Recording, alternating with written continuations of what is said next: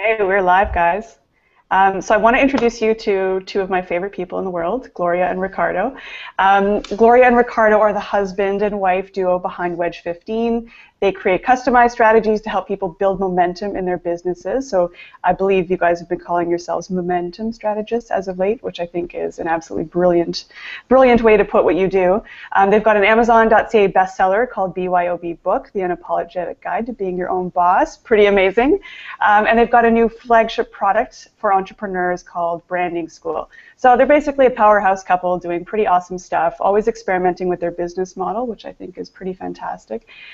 I met these two on Twitter, which I think is pretty random and awesome too, because we've kept in touch ever since. And Gloria and Ricardo are the two that Ben and I go to if we ever have questions, we want honest feedback, we need advice on anything related to speaking or presenting for sure, interviewing, anything like that. So I'd love to hear a bit more about what it means to frame your brand, because I think our businesses are actually quite similar in a lot of ways. I think we've called ourselves digital strategists before, and yet I think what we do is so different. And so I'd love to know, I know, Ricardo, there's a bit of a story behind your whole introduction into framing. You have a background as an artist, so I'd love to hear a bit more from you about how you got into that whole idea of framing your brand. Absolutely. Thank you so much. We love you guys as well, and you're our favorite people ever, but shh, don't tell anyone that. Digital Strategy School. So framing. So years ago, working in corporates, decided I want to be an artist. I'm going to quit. I'm going to take the leap, and I didn't.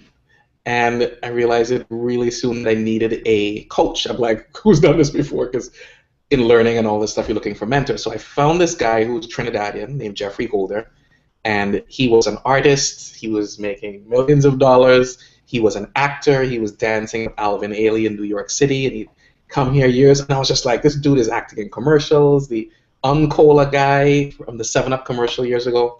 So I, back then, did some Googling, found his address, found his phone number, and called him on the phone. Picks it up. He starts cussing at me. Who the hell are you? Why are you calling my house? And I'm like, hang up the phone. Call him back, and I said, listen, my name's Ricardo. You know, I'm not a stalker. I'm not going to kill you, but, you know, this is who I am, and I want you to be my mentor. And he goes, call me back on August, I believe it was the 3rd or 4th. He said, call me back at 3 o'clock. I went, okay. And I'm like, that's his actual birthday. So I was in the middle of Caravana. I like millions of people. I'm jumping in the streets. I'm like, oh, it's time to make the call. So I beeline it out of the parade, and I call him from Toronto. I was like sitting on a tree stump somewhere. And I'm like, and I could hear that he was also having a celebration in his house. It was the middle of his birthday party. He left, went into a bedroom or some other room, and spoke to me for 45 minutes to tell me why he would not be my mentor. And I was like, it was the best 45-minute mentoring I've ever got in my life. I still use that advice to this day. And that's where I got this concept of framing. As he said, what you have to do is like keep doing what you're doing.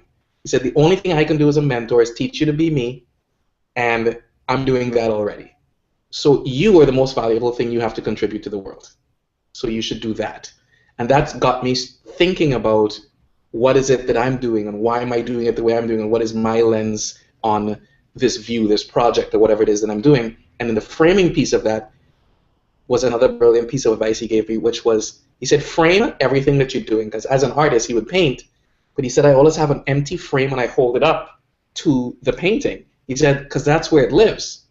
It doesn't live on your easel or against a wall or whatever it is. He goes, so the frame determines the value of the piece. He said, if I dance on the side of the street, I'll get pennies, but if I dance at Carnegie Hall, I'll get millions. Context is everything, right?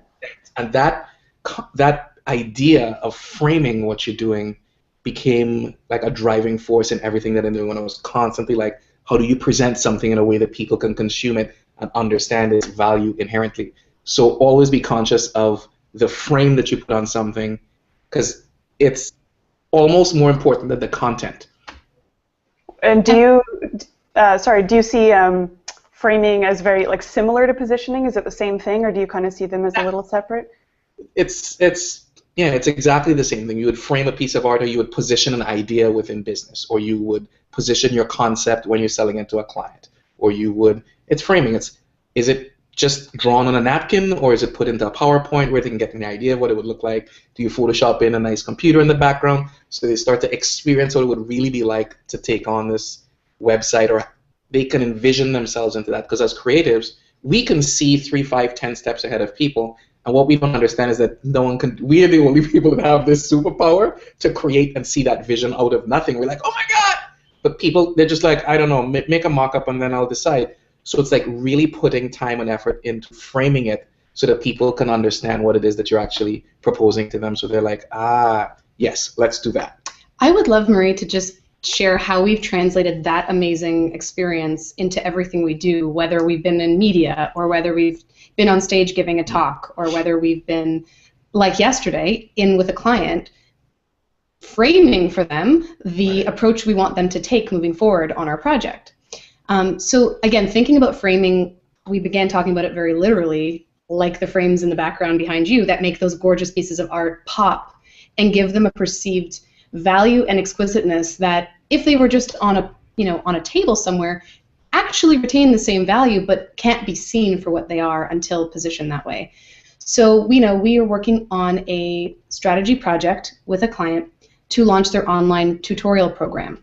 They've got all the content done, they've designed everything, they've recorded it, they've got 6 series. This organization is a not-for-profit and they've never sold anything online before. So all you digital strategists may come across people who are coming to you saying, hey, I want to translate what I'm doing that's been going on offline and put it in a way online that is framed for people to buy with ease. And so we, very easily have our process design in place. We know how we get to our pricing. We do all these things. But we have found that unless we frame our process in a particular way to take clients along the journey with us, very important. Even though at the end of the day we could have got that thing done early on in the project, unless we bring them in for the buy-in and frame our proposition a certain way, it gets to, it can create tension in the relationship, or it creates a frustration where we have found, and we learned this through experience, that it causes the project to delay and it doesn't launch because they're still trying to buy into that picture that's framed on the wall or that idea that we're presenting to them.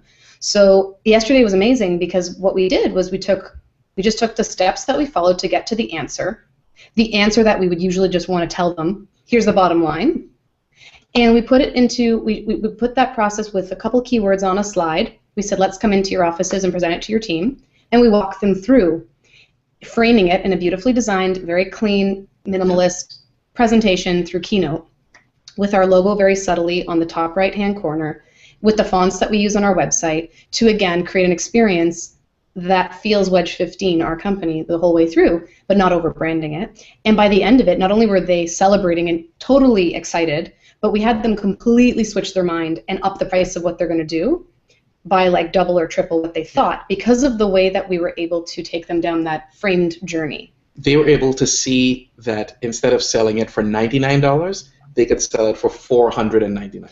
And the only difference between that the week before and this week was the frame we put it in. Yeah. It's like value made visible, right? Like when you can communicate your process, it's almost like the positioning and the experience all are totally tied into one. So even if you present yourself on your website as, I do this, but then the experience of working with you says something different, right? This is like tying all of those pieces together. So from the way that they receive your emails to a welcome document to walking them through the process, that frame needs to be there throughout the whole experience of working with you, right? It's something we look at every single instance within our business and really think of the customer's experience of what it is we're trying to communicate. So whether it's using PayPal, Stripe, or Square to send an invoice, says something about your company. Now, it has to be in line with, as you said, what it is that you're trying to communicate. We're always going through each process and always refining. It's never perfect. But every time there's an opportunity to up the ante in some area, we do it, and we always see the results or the positive feedback from people. Because I always listen to what people say to me. I don't want to tell them what I'm about. I'm like, you tell me what you think I do. And you get this echo from them of like what's actually sticking with them. And you're like, okay, they like new narrative, they like this, they like that. I'm like, okay, turn this one up, turn this one down, so you can adjust, so you can start to manage this relationship and impression management that is happening with your brand and with people and customers and expectations as well. Like you manage expectations because, oh, I'm hearing people think I'm just a web designer. Yeah, I do web design. That's not really what I do. Let's turn that one down while we turn this other one up, right? The new word I'm going to start saying is branding, or the new word will be process, or the new word will be momentum. So it starts to shift what's going on in their heads. Instead of saying, no, I'm not a web designer, like, don't fight them. If you think I'm a web designer, okay, let's sit down and talk, and as we go through the process, you'll see more, but you understand what you have to put out, what you have to adjust on your website, what projects you showcase, to start shifting that experience for them. Do you think that the future of branding is that brands are always going to be evolving? Like you were saying, you guys are sort of specialized in branding, framing, and creating momentum. But I know like your brand has evolved over the years, and as you say, like it's always a process. We're always fine-tuning. Is that kind of the way brands are moving? Like you're just always going to have to be listening, reacting. Just that your positioning isn't always fixed. It's going to evolve likely as the economy changes.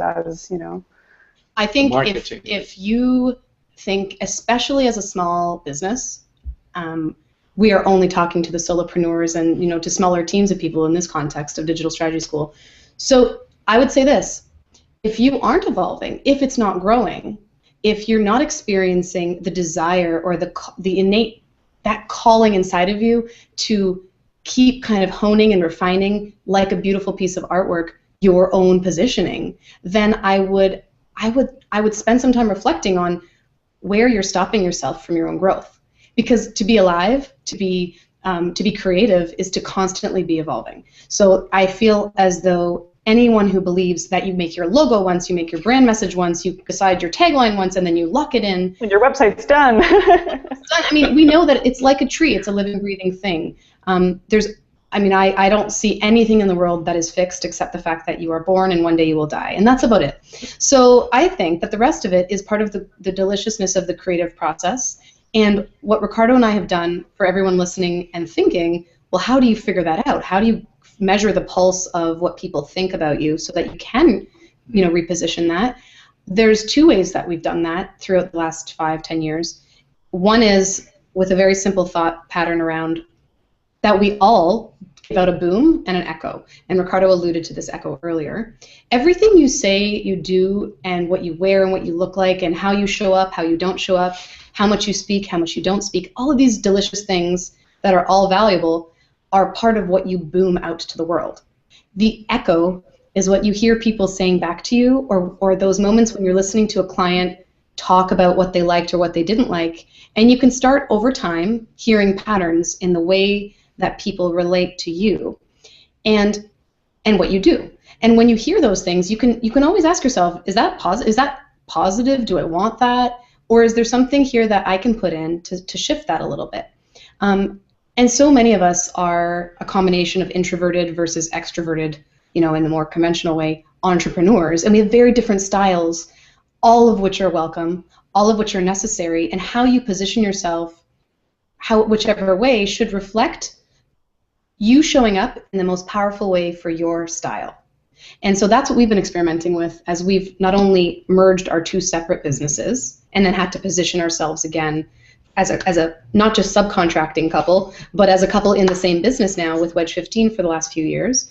But also, we're always doing individual projects as well. So we've been mindful of to which communities, how we angle certain things to each different community. So it's become a fun thing for us, and it turned into being one of our most valuable services for our clients, that we help them do the same thing. But it is absolutely an evolution, and it's something that you should always be gracious and compassionate with yourself about, because the job is never done, but it needs to be done to the extent that you can experiment with it in the real world. And that would be where that's all you really need to do. Yeah. I think a lot of people are pretty hard on themselves, especially designers too. Like, oh, my new web design isn't ready yet, so I don't want to put it live, and I don't have that copy written yet, so like can't change any of the copy. And something I've mentioned to people is, You don't have to change everything all at once overnight. Like, could you this week set a goal of, let's just update your about page copy. Like, let's just start with one thing and move on to the next one the next week. Like, you don't have to do the full overhaul, the full perfect redesign. You can do iterations, right? Give yourself permission to let it evolve slowly over time. Oh my gosh. I mean, we got this from you where you just say, put beta on it and just make the changes. That has given us such a release in terms of like the perfection monster and having to get it right. Yeah. And like, oh my God. And it's like, I literally have a website that I redesigned called Black in Canada. It has about 300 pages. It's about profiling excellence in the Black community. And I've totally tore it down, put up a whole new thing. So I have to redo 300 pages and post on the website, go from 40 pages down to 5. And at some point I was working through the night and I went, add beta and launch this bad boy and just put updates coming daily. And people love it. They're just like, they're going crazy. Like, all of the echoes coming back. It's like, I love the new direction. This is great. This is awesome. I see a couple things that need fixing, but like, good on you. I was like, wow. People love behind the scenes, right? People love to see work in progress, work in action. And as much as it's really vulnerable to put it out there, most of the time people aren't judging us as harshly as we're judging ourselves, right? So even in doing the beta version for Digital Strategy School, the students were saying, wow, like I just never, it kind of gave me permission to put my own things out there unfinished and kind of test the waters, test people's reactions, hear what's being echoed back, right? Honestly, Marie, that's like, if there were a religion in the world of positioning, that's the one we live by, because honestly, I'm really, really serious about this with myself. If I don't put something out, I am not only robbing myself of both potential revenue and potential growth, but I'm robbing the world of what I have to share. And I value what I have in my life enough to want to get it out there to try it out. Because guess what? If it doesn't work out, you can change it. It's digital. As soon as you decide it's not working. Yeah. And the other thing is, you'll never learn how to properly position or how to really refine your positioning to a point that really sits well for what you're intending, unless you're trying iterations of it. So, I mean, it's like dating. You don't marry the first person you've ever met in usual circumstances. You'll date a few people. You'll try it out. You'll experience. You don't know what you're looking for yet. You got to know what you like. You got to know how people perceive you. Then you can adjust accordingly. So, such a powerful part about presenting yourself powerfully and framing who you are, what you do, is about experimentation and giving yourself total permission to keep evolving, because guess what? Nobody remembers the first few things anyway. They remember the cumulative effort you've put in to keep growing, and that's what really gives people trust and courage to believe in your work and or to hire you, is that you keep showing up, you show up reliably, whatever that is. Yeah, it's almost like we think everyone else has seen all the behind-the-scenes iterations that we've worked on and that they're judging us by that. Meanwhile, they're like, oh, the site's great. Like, I don't even remember what it looked like before. Like, nobody cares as much as we do. Right. Yeah, it's yeah. Here's a question I have, because I know some of the designers are starting off pretty new. Like, some of them maybe have 2 blog posts, and they're just at the point where they're starting to get clients, and they're wondering, like, who should I be blogging? I don't even know who my audience is, and how do I write my about page or position myself for a certain part of the market when I don't even know who my clients are going to be. And so, a piece of advice that I gave, and I'd be really curious to hear what you guys believe about this, was I said I thought it was okay to not necessarily target someone right from the beginning with your blog posts, because I actually think it's better to test the waters, keep it kind of general, and start to listen for those echoes. Like, who's responding to your blog post the most? What forums are getting you the most traffic? Like, where is that happening? And then you can start to kind of refine a niche. But I think start with a funnel and then start to refine. But I think you need a bit of that experience first before you can... Throw spaghetti at the wall. Like, give it a try. See what sticks. Like, we did that completely. And, like, thousands of people years later are now following us, and we refine and refine every year to the point where now we can actually very specifically say that what we do best, and what, regardless whether we're talking about personal life as a married business couple or whether we're literally talking about the work we do, whatever that is, our intention and our common theme is always momentum, which is how we arrived at momentum strategists and how we arrived at looking at our blog posts and finally figuring out how to categorize them and figuring out who they serve. It's kind of a post facto thing. Again, you need to boom something out to get the echo back. So that's how we've done it. Yeah, it's even with our client that we met with yesterday, they were like, should we do like a mini launch and test the strategy first, or should we actually like go live with real people? I'm like, let's go live. I'm like, there's no benefit to doing 6-month testing with small group and then trying. I'm like, you're not going to get it perfect. I said, in 6 months, there could be a whole new platform and someone else can launch something and that'll change it again. I'm like, just go. I'm like, it's okay. We can turn things up or down. And I think, to your point, to answer your question about how you should start, it's like trying to decide how many friends you're going to have before you get to school for the first day. It's like you've got to go, sit in the cafeteria, see where you feel comfortable. No amount of planning can put that in place for you, right? When am I going to get married? Who am I going to meet? How is it? I'm like, listen, it's not focusing in the wrong area. Like, just meet people, and it'll naturally evolve. It's when you look back that it makes sense, but it never, ever, ever makes sense looking forward, because it's all made up. The future is always made up. So only looking back will it never makes sense to, this is how I should reposition this so it lines up. And I would add one more thing to this. And Marie, because we do similar work, we've all talked, Ben, you, Ricardo, myself, about, although we deliver very similar types of things, how differently and how just how differently we've been able to grow our audiences and what has worked for some of us that hasn't worked for others. Mm-hmm. For example, you've had incredible success with let's say, blogging, guest blogging on other places, and we haven't. We've had great success with speaking engagements, like really, really great success. And I know others doing similar work to us who haven't.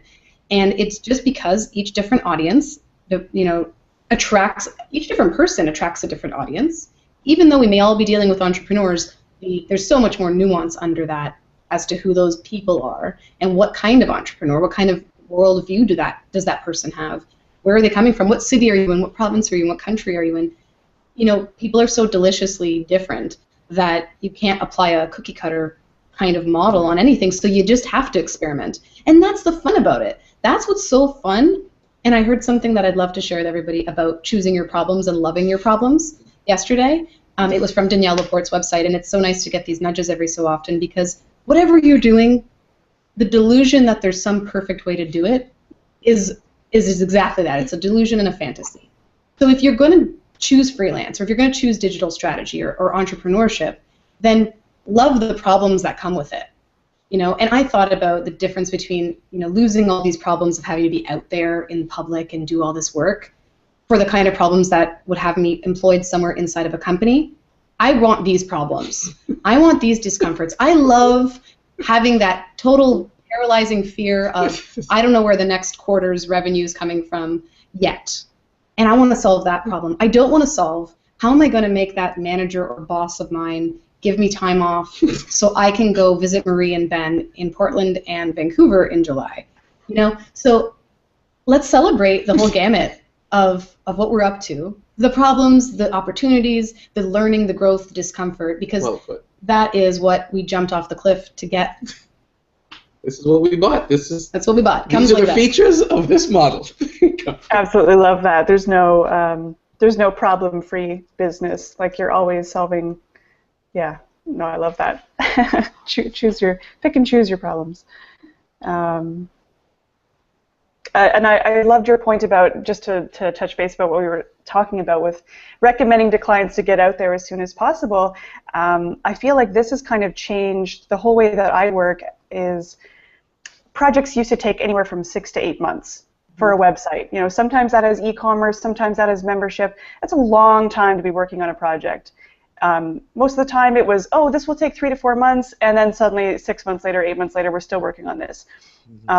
Usually it's receiving content from client is always a big issue. I don't know if you guys struggle with that as well. But what I've started saying is, instead of waiting the 6 to 8 months to get this thing perfect, let's focus on month 2. Let's get your MVP up now. Like, we're working with whatever you've got. Let's get the MVP up, test the waters, and then And not only that, but once you've done the sort of 2 or 3 months working with them, you're also already working out what the future looks like, and you're the person that's there at 3 months, 6 months, 12 months, and you end up becoming more of a partnership role with them. But it happens in these sort of bite-sized pieces, so they're making progress right away, immediately. I find that whole model of just doing an MVP first has like changed my process, it's changed my business. Yeah, I call that the Costco effect. Like, why don't you just try one? You know, everyone's having a free little sample, and then you end up buying a big thing of sausages for 40 pounds. It's give them a taste. Absolutely right. You want to give them, because we understand what it takes to launch, and we've all done it. We've done 700 websites and blah, blah, blah, and we're like, yeah, just pull the trigger. But the emotional impact on the client is like, it's completely like having someone come into your house and write a report, you're not even there to welcome them. Right. They're like, it's very, very vulnerable. So giving them that opportunity to feel as if they're inching along brings them emotionally through that process to be like, okay, let's do this, and okay, nothing happened and no one died, and yeah. Well, it's like launching before you feel ready, if you take nothing from this interview, is probably all you need to consider from what we're talking about. Well, let's make that 2 things. Frame your work and then launch before you're ready. And that's really the essence of this conversation, because it's really what makes the difference in evolving, growing your business, freeing up your time for more new work, more deeper partnerships. And there's something I think we all underestimate, which is I think it's easy to forget what it feels like to launch something. And there's something magical that happens when you feel progress. Like the human brain works this way. When you check something off a list, there's literally a hormonal rush of adrenaline that goes through your body. Check your messages. You check your messages, that beep goes off. There's something. So when you go live, it creates an exciting and nervous feeling like, okay, now let's get you that content that I've been lagging, on. Or, oh my gosh, And the other thing is always saying, we're delighted to kind of give you the time, but we've got to wrap this project up by April 1st. So let's do what we can, and let me know how I can support you in getting that in. Which is always I can support you. Mm-hmm. Yeah, because it's like we're moving, but it's really a lot more incentive when something is done, like it's live. We have a miracle example from yesterday. We make a joke internally that sometimes I know that. And this is only internal. It'll never be broadcast anywhere on the internet, and no one will ever see this. Well, internal in the sense that we don't tell people to their faces that this is what our methodology is per se. But sometimes it feels like we're kicking a ball into the field. Like we're literally just like, all right, go get it. Now, what that creates, because again, we're momentum strategists, and that's true to our style and our brand, and that's what people are buying from us. It doesn't feel good. They don't like it. They don't like us in that moment. But guess when they love us? The day after, when they realize, oh my God, this is actually a big deal. And yeah, I launched before I was ready, but I didn't die last night. And at that point, there's a sobriety that happens in the relationship where we can be like, okay, cool. So now let's get that content that you're sitting on, and let's get you trained, and let's get that project wrapped. But it does take like a tearing off of the Band-Aid or kicking the ball into the field sometimes, which is scary for us too, even after 5 years of doing it. But it's what gives us the reputation that we stand for, which is launching consistently, powerfully, and before people feel ready so that they can have momentum. Yeah, and on the whole note of, there's a lot of hand-holding in at least some circumstances or some projects, and I'm curious what you guys think about. I feel like in my early years, I used to avoid phone calls. I used to be like, just let me do my work. I'm the artist. Head down, do the work. But It feels like it's been a natural evolution. Instead of fighting that hand-holding and be like, no, you get what I give you, it's been kind of I don't know, like if it just makes sense in the design community that to some extent you need to be the one that's leading them through that hand-holding process. And if you're not willing to kind of take that on, I feel like that holds you at a lower position. Like you're not able to take on a bit more of a coaching or consulting. If you could almost reframe hand-holding to coaching and consulting, right? And I think there's such an opportunity for designers to step into that and be like, oh, like you're confused about this. I have, a document I put together for you. I'm going to let you know what our roadmap looks like. Here's some resources on writing blog posts so you're not confused. And I feel like there's such an opportunity there to elevate our own businesses by being the person that actually kind of holds their hand, if you want to put it that way. That's freelancer to digital strategist in a nutshell. Yeah. It's in the design creative community, it's a bit of an echo chamber. We love speaking design and talking design, and we understand. And, oh, look at the shape and the lines, the color, the white space, and all. And we lose it, and that does not translate to ROI, business, or even the functionality behind a responsive website or any of these different things. So people like, move the button over here. They think it's a Word document. You just copy and paste and move the stuff around. But what I have found is when I take people through, I say, okay, at this point, I'm not taking questions. I'm going to go through the entire website, and when I'm done, then you can ask me questions. So they get all excited. I'm like, hang on. And I take them through how this thing works. It's like explaining the features and benefits of the car. So here's the wheel, and this is and notice that when I move the browser, everything moves, and and they're like, ooh and ah, and you take it. Now, are you presenting in person? Is this or is this something where you'll record your screen, going through the site, talking through? I'm curious what your powerful presentation. Most of in person live. For the first time, I never give them the URL so they can view it on their own. I don't give them the link so they can take it to all their friends and get feedback. Like, come on. Enough of this. You just saw Ricardo. You just push my button. No, it's like feedback. I'm like, what's this idiot? No, I'm joking. No, I'm not. But we've gone through this process, and now you're taking it to your grandma on her 486 machine up in wherever she is with no internet, going, I can't see it. It's not. So it's like keeping the focus on the avatar and the customer that you're building for, and explain why this is. Why am I choosing this font? Notice the color is great. Get into these details.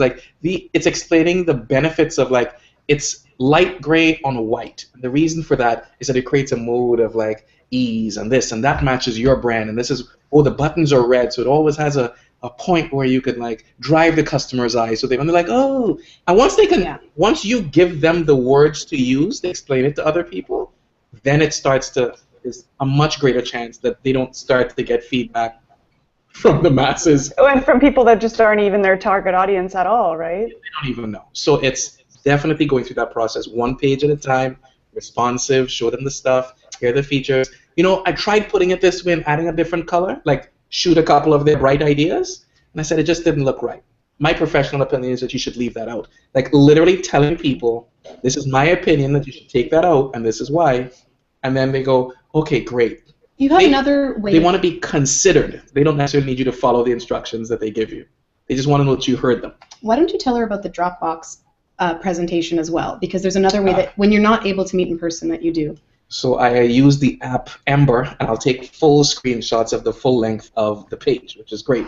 I have 5 or 6, 10 pages set aside, call them on the phone, and then I'm like, okay, go to your Dropbox. There's a folder of websites.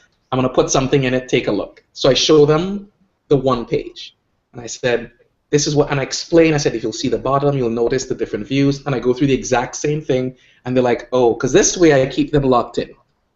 If I show them 10, they're off on the third PDF. They're coming, and I'm like, hey, let's homepage. And it's literally walking them through that experience and again explaining it. Now let's look at the second page. And we do it again. And by the time you do that 5 or 6 times on each page, they get why it is the way it is. Even if they don't get the experience of the mobile, they understand that there's a logic and an intention. And remember in our meeting, you said you wanted to have something friendly and this and blah, blah, blah, blah. What I did, I translated that this way on your website for you. So you have beautiful pictures for each blog post. And they're like, they want to feel heard, and they feel like they were understood and got involved in that process. And that tends to also calm them, and then they immediately ask for a URL so that they could show a few people, and I refuse. Yeah, so we don't give URLs, and that's a personal thing. I know you do, Marie, so there's a lot of ways to do it, and I think it depends on which level of client you're working with. If you've already if this client has had 10 websites and they're actually involved in that process, that's something safe for them. If you're talking about someone, this is something we've seen with anyone who's having a website for the very first time. They're really unclear and very scared about how it should go, and they really believe that if it's not the perfect pixel of blue, that it will impact their business. And that's where there's so much compassion and grace required, and this is where it can be challenging for the creative to separate their creative, output with being supportive to their clients. And here's where you can actually really partner with people so that they not only come back for more business, but they really value you beyond literally the development of what you've done for them, is to really give them a sense of emotional support, which I also warn, you aren't a therapist in the sense that you should be taking on every problem. Pick and choose. Make sure, and I know you speak about this with someone else, that you have boundaries. But I find that no matter what I'm saying, how I actually feel inside, like I get my head clear before I show up for these challenging conversations. And if I just keep my head focused on love, loving things come out. They come out in a way that actually resonates. But if I am already resentful and anxious, which also happens with some clients, then that's how the energy of that does translate into the work. So I think as creative people, we're very attuned to the sensitivities of things, and that's a powerful thing. Even if you're not the most extroverted with your words, how you feel and how you show up makes a big difference in how you support your client along, and it positions you and frames your brand and your work with power.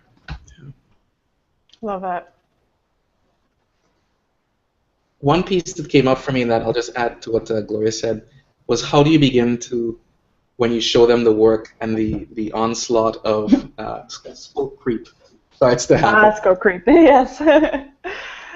So it's something we found the other day, which really just addresses this and nips it in the bud, was just get just as excited as they are about adding that whole new page with a whole bunch of new features. See, that'd be great, but let's focus on finishing this project first, and then I can invoice you for that add-on later on after we launch, and then we can release that page later on. And they're like, oh, how much would it be? It's X, and I can invoice for you that after we launch.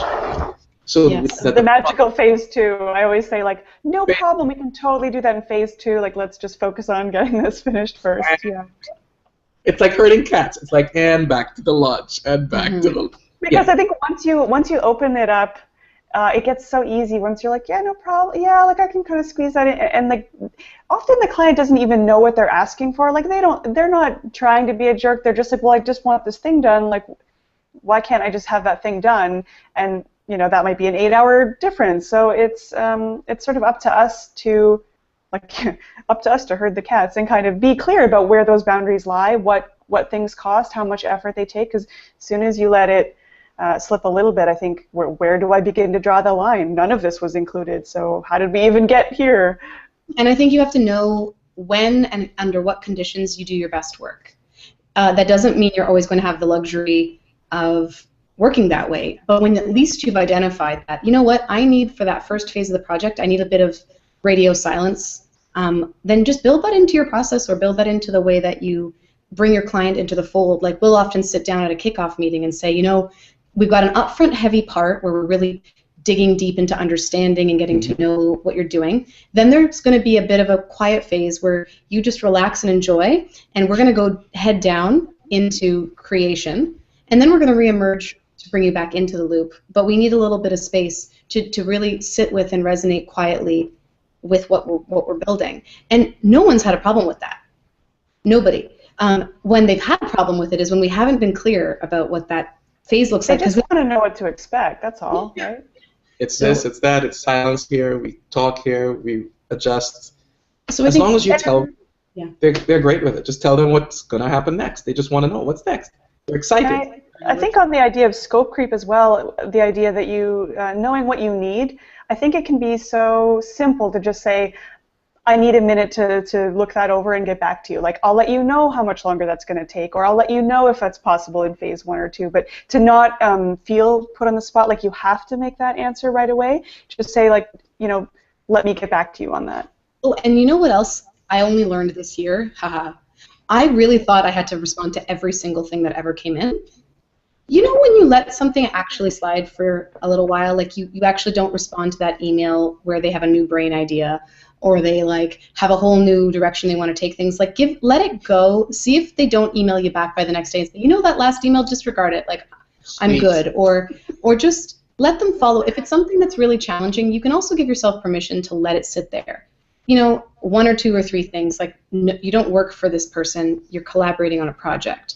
So any remnants you have of that time when you had a boss who told you you had to respond immediately, or like followed up with those urgent caps emails, like you can leave that and give it some space to come back and respond with clarity. And sometimes, most of the time, it gets resolved. It doesn't always require you pushing every dial. Yeah. So I've only kind of come onto that this year upon Ricardo's recommendations. And I realized that like a lot of things solve itself without me having to solve it, which is a miracle. And I'm so glad I've noticed. And that whole idea of even not responding immediately on a weekend. So even if it's like Friday night and you're checking your email, you could answer. But give it till Monday. Like I've definitely been that person that I respond right away on weekends, and then they expect something right away on weekends. And I've had a client that when I didn't respond within an hour on a Saturday morning, sent me like an all caps yelling at me email, and I thought, it's not a launch. There was no deadline. This was just she was expecting, and I thought I contributed to setting that expectation there. So it's just so important to stick to your guns on that and teach people how you want to be treated. Absolutely. I like to work late at night, so I'll compose emails and responses to my inbox. I'll process it in the evening. And I have this I use Apple Mail, so I'll have a send later button, and I go send it tomorrow at 9:02 a.m. I just schedule everything to go out at 9 a.m. So if whatever I'm doing is automatically goes at that time, even on the weekends. Send the next business day at 9:05, 9:10. Yeah. So people get communication right at 9 a.m. and they understand that that's when I reply. I saw your stuff, but radio silence after 5, 6 o'clock. Yeah, you get to honor when you work best, but you also keep the boundaries in place as to what client expectations need to be. Save us draft if you're not sure you should send it, and just if you're angry when you're writing something, just kind of like pause, send it tomorrow, read it again with a fresh lens, and then be like, okay, and then send it at that point. Have a friend look at it if you need to. Sometimes just getting an extra perspective is really, really helpful. Get out of this before you send it. Yeah. And I guess we haven't really touched too much upon speaking and presenting in terms of either whether it's guest posting or whether it's speaking at a conference or just incorporating more speaking into your service offerings potentially. So I'd love to know a bit more about whether it's examples from your book or just speaking gigs. Like, what kind of things are you guys working on? What kind of things have you noticed a return on investment in your time? I know, Gloria, you spoke at a conference recently. Like, that's pretty awesome for building your own brand and credibility. So I'd love to know what opportunities can that open. Oh my gosh, yeah. Like, this morning Ricardo was on a local radio show, and yesterday Talk 1010. I was on a newscast out of Live. New York. Yeah. So it's like it's nonstop at this point. It's been it's 5 years in, and now there's just a lot of beautiful traction. And we have found that media and speaking is almost more powerful than anything we could write or post. And funny enough, we spent the first little while in our business just writing and posting and being in Facebook groups. But for us, that developed a lot of like fans of what we do, but not as much deep relationships or client relationships. So it added to putting us in front of people to know that we're around, and some of those people have referred business. But something about the level of business we're at this point, who we serve best, and being in the media or on stage lends way more support to positioning us powerfully for the right clients. And so, how did that even happen? And this is, I think, because that's where a lot of people will be at this stage. It's such a misperception, and everyone thinks this of me or Ricardo, that like, oh, you guys are just like extroverted, you're just naturally good speakers, and you guys aren't, I get nervous, like I'm terrified. Like, it's legitimate that even before dying, public speaking is among people's largest, biggest, deepest fears. Number one. And no doubt, because there you are standing in front of people, exposed, and there's nothing else to cling to. You can't hide behind a screen, and if you mess up your words, you're remembering that time in grade 2 when that happened to you. So legitimate, and we still feel that. I, have done over hundreds of talks. We've done hundreds of media appearances. We've done hundreds of videos. We've done them abroad and at home, and I still get the exact same feeling. The beautiful thing is, only through showing up to do them did I learn that that's not something that will go away, but it's something I can just work through. Because the benefit that I get out of it, personally, for my growth, personally for our business, and the service we can provide to people in that format much outweighs any kind of discomfort that scenario causes us. So we found out, we launched that with beta back in 2011, January. I remember it was it was one of those months in January when we're like, uh-oh, there's not much business. Like, our projects wrapped up in December, we kind of didn't have our flow of how to keep the funnel going at that point yet. And we said, let's do a workshop. We've never done it. We're going to put it on Eventbrite for 2 weeks, and we're going to just share it all over social and see what happens. And at that point, it was Social Media 101, 12 spots. We made up the pricing from complete randomness, $499 for an afternoon workshop. Like, nobody would have tried that as their first thing. They'd be like, $78, let's try and make it easy. But we were like, let's really just experiment. We got nothing to lose. Of course, we sold it out.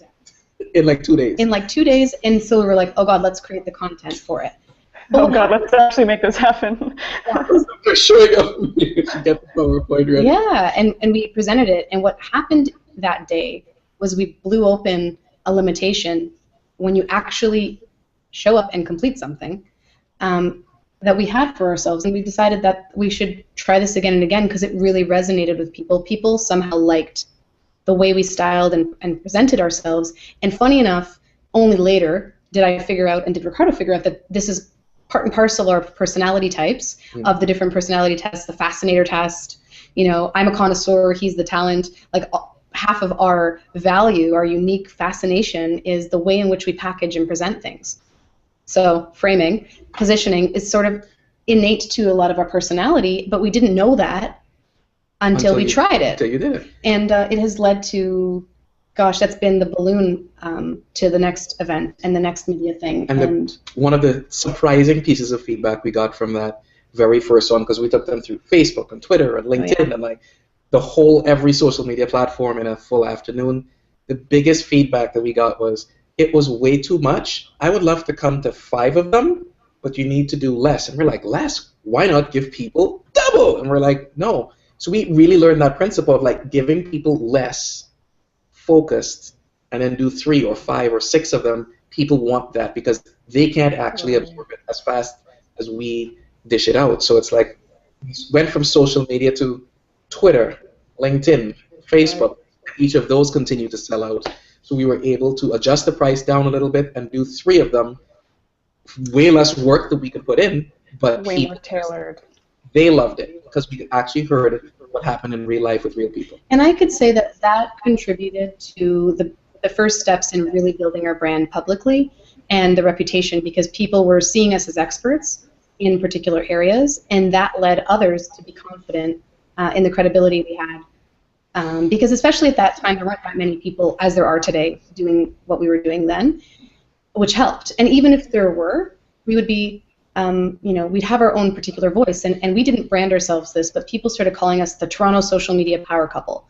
So we rolled with it. I mean, it wasn't something we had planned, but it was the echo coming back, and we thought, well, that works for what we're up to. So let's keep rolling. And and that is what kept things going. So it's so key to, as you've said so many times, just try it out.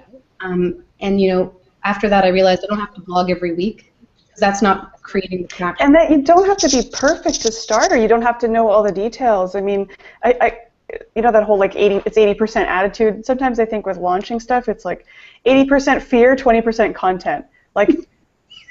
You need a rough idea of the content, but really just having the cojones to put it out there, I feel like is the majority of launching. Did you take a chance? Were you willing to just put yourself out there even though you were unfinished, unpolished, imperfect? Yeah. The little word beta, and all problems go away, and launch. There's a time and place for a gold frame, and there's a time and place for a white simple frame. And at the beginning, it's a white frame. But just frame it with the white one until you've evolved to the gold one. Gold, ornate with carvings and this, and it's 10 feet. You'll get there. Start with the white frame, go to IKEA, here you go, next. See what happens. Baby steps, yeah. People love to see growth when you start with the simple white frame and just get it out and up. They love to see version 2, and then I was there in the beginning, and it creates more affinity as they see you grow and evolve. I also think there's, this could just be me personally, but I always cheer for the underdogs. Like, I like when people that, you know, maybe seem like they're not perfect or they weren't, you know, handed a fortune, that are hustling and making stuff happen. I'm like, I want to support you. I want to see, you know, versus people that are really untouchable and you never see like a hair out of place. I think it's just, it's being approachable, being honest, being a bit vulnerable. I think there's just so much more room to connect with real audience. Yeah.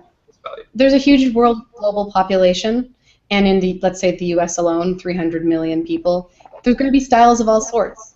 And there's not one cookie cutter way. So whatever your style, whatever your shape, stick to it, be consistent with it, brand it, show it, present it, and the right people will come to it the more you put it out there.